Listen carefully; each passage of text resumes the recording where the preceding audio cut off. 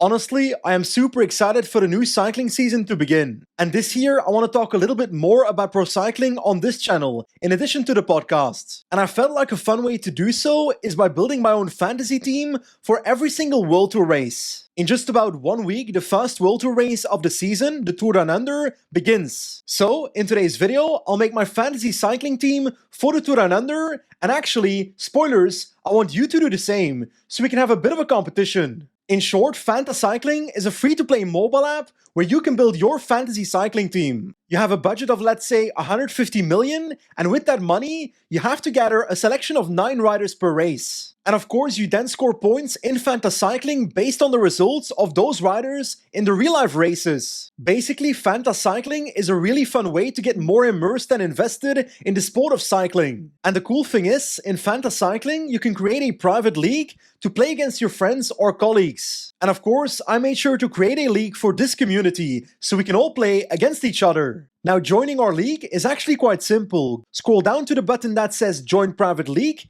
click on it, and enter this code, which you can also find in the description. Our Fantacycling League will run for the entire season, every single World Tour race, and there may or may not be a couple of prizes, like a signed jersey. Okay, there's about 7 days left before the start of the Tour Down Under, so I think it's time to start building our fantasy team. But first, I have to take a look at the parkour. Actually a bit unusual for the Tour Down Under, but it starts with a 3.6k flat prologue. Let's be honest, this prologue is so short that the differences will be minimal. By the way, a random fun fact, did you know that riders don't actually need to finish a prologue to be able to start the next day? I am serious, if you DNF, you can start the stage after. Anyway, after the prologue, the first proper stage will be a sprint stage in Tanunda. I think that's where Welsford won his first stage last year. Now stage 2 is the first opportunity for GC action, with the corkscrew climb in the last 15k. Despite the finish not being at the top of this climb, I do expect GC riders to attack here. I do think this stage is in favor of teams with a numerical advantage, for example, UE with Narvaez and Vine, and Jayco with O'Connor and Plapp. Because on the plateau section they can simply roll attacks and perhaps get away in similar fashion as Javier Romo last year. Okay then, stage 3 is once again a flat sprint, but stage 4 is definitely the queen stage of this Tour Down Under. It technically includes 3 times Willunga Hill, but it's only the last 2 that matter. Just over 3 kilometers at about 7.5% is not the steepest climb, but it's always a cool fight between the pure climbers like Plapp and Vine, and the Narvaez and Fisher Blacks of the world, which have a bit of a kick. One thing is pretty certain, on paper, GC should be decided after this stage. That said, the final stage is actually not super easy, it's probably gonna be a versatile sprint in Stirling. I think definitely too hard for Sam Welsford, but could be good for Brennan. Okay, that is the parkour of this year's Tour Down Under, and the next part is selecting my 9 riders, but we gotta keep something in mind. In Fantacycling, winning stages is much less important than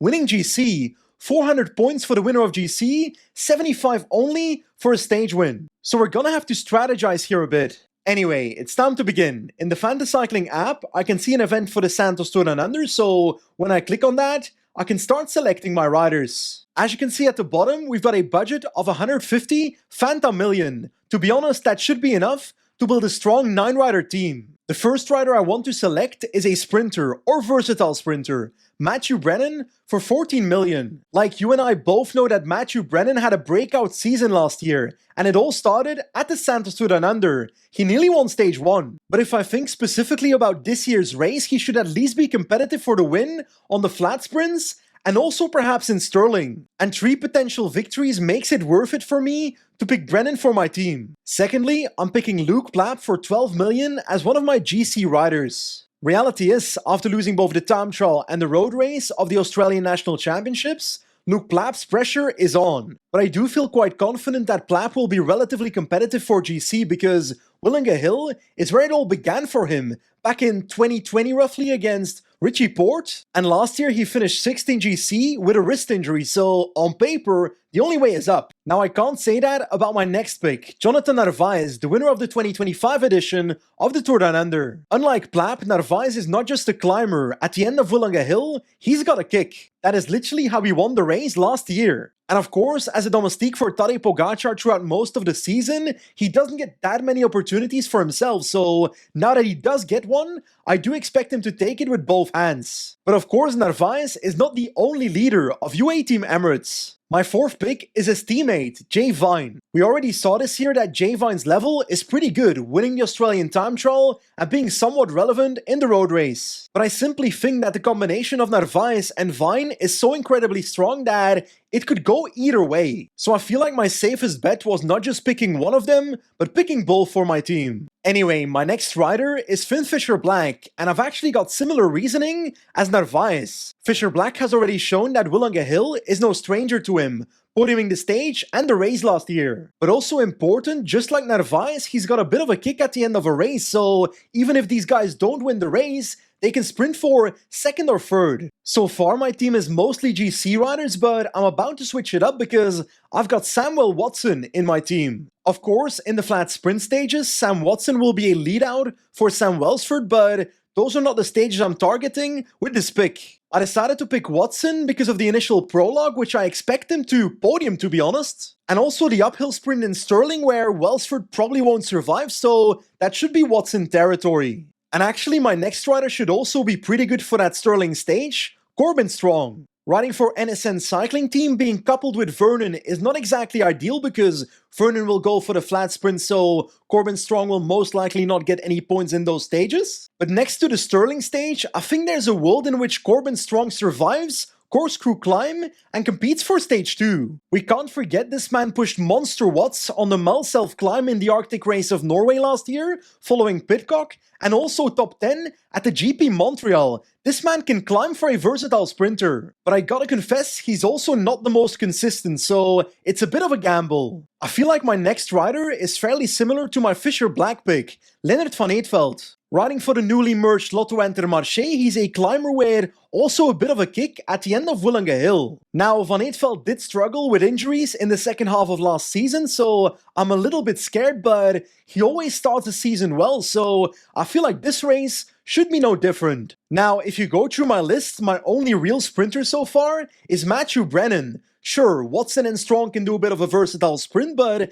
they've got actual pure sprinters in their team. So I need one more sprinter, and I started doubting between the likes of Van Poppel, Ethan Vernon, Lund Andresen, but I decided to go for this man, Tim Thorn Teutenberg. Now, I gotta confess wholeheartedly, this might be a bit of a hard pick, but I feel like he could compete for the initial prologue and can top 5 every sprint. But to be honest, the same counts for Danny Van Poppel, and Lund Andresen could be competitive in Stirling, so I could have gone for either one. Anyway, that is my 9-rider roster for the Fantacycling Tour Down Under. Matthew Brennan, Luke Plapp, Narvaez, Jay Vine, Fisher-Black, Watson, Strong, Van Eetveld and Teutenberg. What do you think about my team? Drop your take in the comment section below. Lastly, I also need to select a leader for every single classification and a captain for the first stage. I went for Jay Vine as my Ochre jersey pick, Luke Plapp for KOM, Brennan for green and also for white. And as I said before, Samuel Watson as my pick for the first stage. Okay then, it's time to save my team. We're done. Actually no, I'm done. You still need to make your Fantacycling team. Download the Fantacycling app, join our private league with the code below, and make your team, your 9 riders, to compete against me. And full disclosure, by joining the league, you're not just having fun, you're also directly supporting the channel because Fantacycling just signed up as a year-long partner. Anyway, I can't wait for my team to beat you at the Tour Down Under, but that's the end of today's video. As always, thanks for watching, and I'll see you next time. Goodbye!